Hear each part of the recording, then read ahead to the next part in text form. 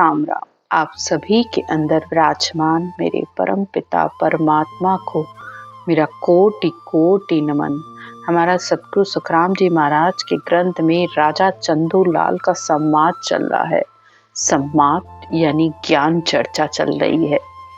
आज के ज्ञान की चर्चा में सतगुरुदेव समझाते हुए कहते हैं कि 4 काया तक तो माया की काया है और माया की काया काल के मुख में होती है, लेकिन जो 5वीं काया होती है वो दिव्य काया होती है, संत काया होती है और वही काया आत्मा को मोक्ष की प्राप्ति करवाती है। तो ये 5वीं काया कैसे प्राप्त होगी? तो सबसे पहले तो 4 काया किसे कहते हैं वो समझिए। ज्ञान से समझ के देखिए कि अवतारों की भी काया है। भले ही अवतारों की काया तेज पुंज की काया है और आपके गुरु को भी काया है, यानी ये शरीर मिला हुआ है। सबको 5 तत्वों का शरीर मिला हुआ है और 3 गुणों का। आपको भी 5 तत्व और 3 गुणों का शरीर मिला हुआ है। तो जब तक आत्मा इन 5 तत्वों 3 गुणों के साथ है, इस नवतत्व लिंग शरीर के साथ है, इच्छा शक्ति के साथ है, तब तक तो वो माया की ही काया कहलाती है। और माया की काया तो काल के मुख में है और काल के मुख से बाहर जाने के लिए तो सतगुरु का केवल ज्ञान ही चाहिए होता है। तभी तो सतगुरुदेव कहते हैं, कह सुखराम काल सुबारे जे जन सत पद गावे, हद को छाड़ तजे बेहद को ब्रह्म उलग हंस जावे। तो सतगुरुदेव कहते हैं, जब आत्मा सत्य केवल पद के ज्ञान को धारण करती है और वो हद के ज्ञान को भी छोड़ देती है, यानी माया के ज्ञान को भी छोड़ देती है, बेहद तक के ज्ञान को भी छोड़ देती है, यानी रिद्धि सिद्धियों के ज्ञान को भी छोड़ देती है और फिर ब्रह्म तक के ज्ञान को भी छोड़ देती है, क्योंकि आत्मा ब्रह्म से आई है। फिर अगर वापस में ब्रह्म मिलेगी तो वहां से भी इसको लौट के आना है। तो ब्रह्म को भी लांग कर वो परब्रह्म के ज्ञान को जब सुनती है, उस ज्ञान को धारण करती है, उस ज्ञान को श्वास प्रश्वास में इस ब्रह्म के नाम को लेकर जब वह सत्शब्द उसके अंदर प्रकट होता है, उसके साथ ये काया दिव्य काया बनती है, संत काया बनती है और तब ही इस आत्मा की मुक्ति होती है। तो ज्ञान से समझिए कि सबसे पहली काया कार्जिक काया है। कार्जिक काया इस मृत्यु लोक का मल मूत्र का शरीर है, इसलिए इसे कार्जिक काया कहते हैं। इससे जो चाहिए कार्य कर सकते हैं। अगर चाहिए तो भक्ति मार्ग ज्ञान मार्ग अपनाकर परमात्मा की प्राप्ति कर लो, इस आत्मा को मोक्ष की प्राप्ति करवा दो, और नहीं तो संसार के अशुभ विचार अशुभ कर्म में पड़कर यह आत्मा वैसे ही नरकों में चली जाती है। तो इस कार्जिक काया में बहुत गुण हैं।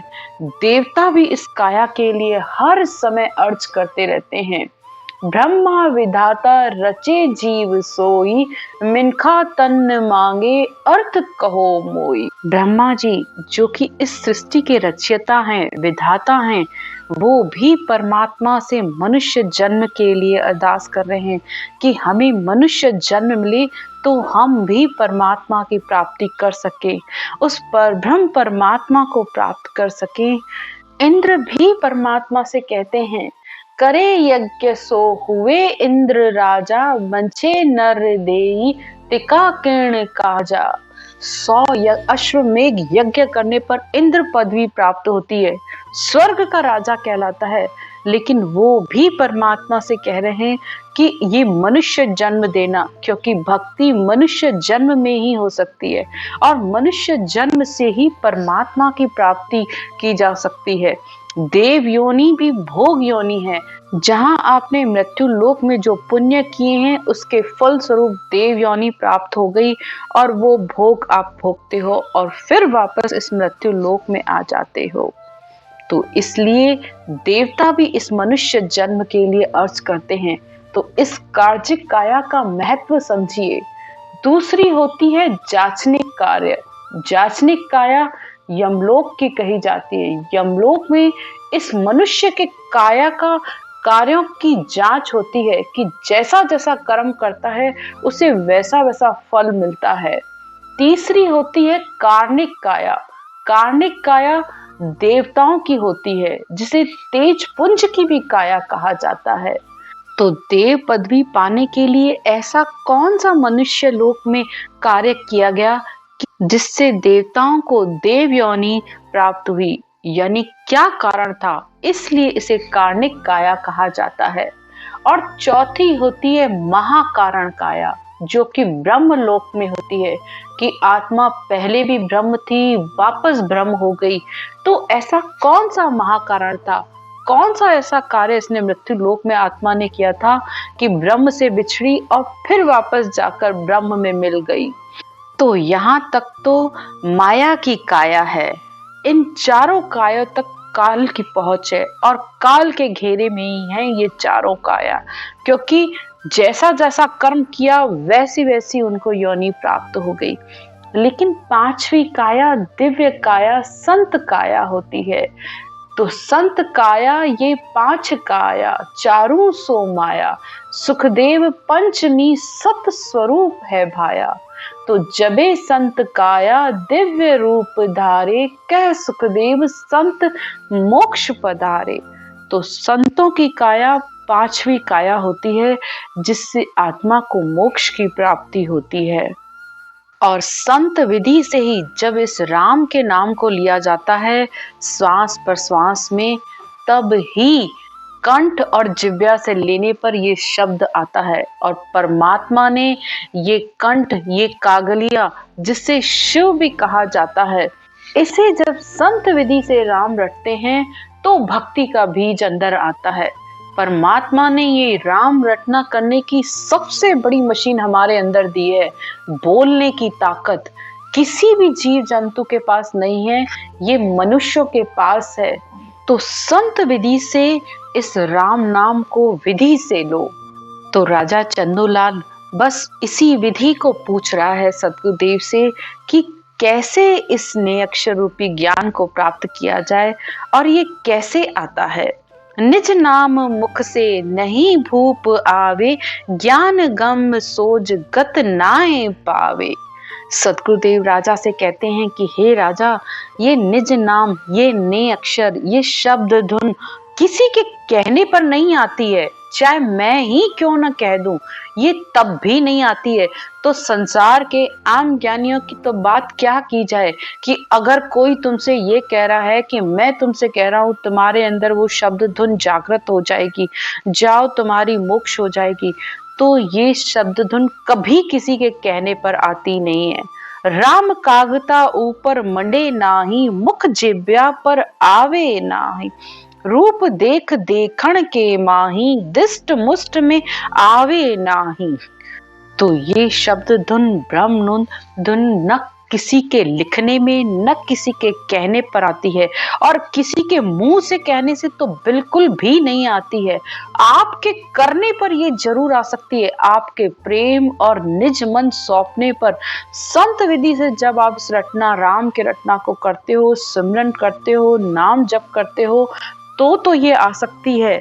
लेकिन न किसी के देखने में, न किसी के दिखाने पर ये है, न किसी की दृष्टि में, न किसी की मुट्ठी में। तो वो परमात्मा किसी की मुट्ठी में नहीं है, न मेरे, न आपके, न किसी गुरु के।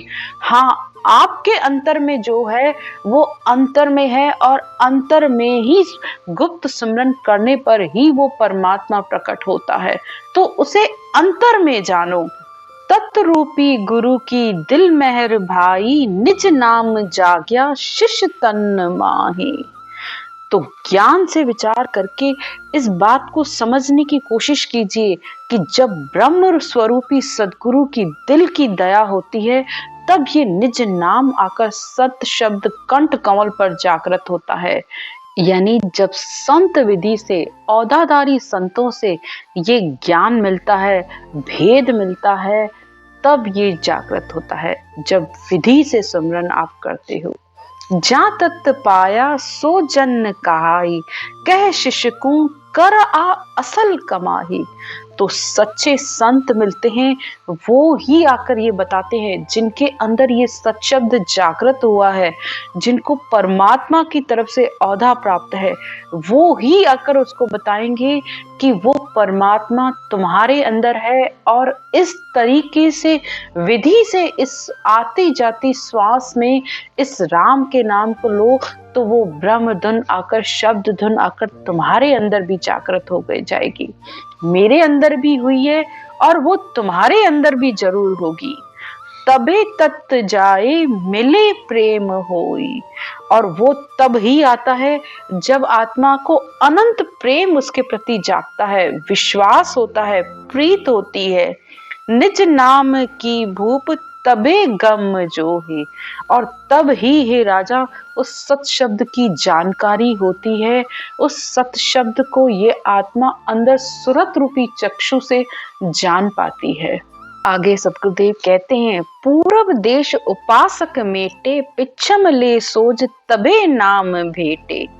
पूरब का देश यानी जो अपनी श्वास को मूलाधार से खींचते हुए ऊपर ब्रह्मंड पर जाकर रोक लेते हैं, इसे पूरब यानी शंख नाल की उपासना भी कहते हैं। तो सद्गुरुदेव कहते हैं कि इस खींचातान को छोड़कर जब आत्मा आगे के पूरे 6 चक्रों को पार करती हुई पीछे पिछम का रास्ता, इस बंक नाल के रास्ते से ऊपर चढ़ती है, तब उसे निज नाम की प्राप्ति होती है। और तब ऐसा ध्यान लगता है कि जो तोड़े भी नहीं टूटता, वा डोर लागी नहीं तार टूटे, त्रिलोक फंद सबे घट छूटे। तो वो ऐसी तार, ऐसी लगन, ऐसी अखंड धुन उससे जागृत होती है जो तोड़े भी नहीं टूटती है। ये तो आप श्वास को खींच के चढ़ाओगे, अष्टांग योग करोगे, सांख्य योग करोगे, हठ योग करोगे, लेकिन कितनी देर करोगे, फिर छोड़ोगे, फिर वापस वैसे के वैसे। लेकिन जब ये शब्द धुन जागृत होती है तो ये अखंड धुन है, वो परमात्मा की धुन है जो 1 मिनट के लिए भी नहीं रुकती है, तोड़े भी नहीं टूटती है, और इसी से ही इस आत्मा का 3 लोकों से छुटकारा होता है। तो ऐसे केवल ज्ञान को अपनाइए अपने जीवन में। बाहर का ज्ञान शरीर का है, अंतर की पूजा, अंतर की सेवा जब करोगे तब निज नाम की प्राप्ति होगी। आज की चर्चा यहीं तक। राम राम।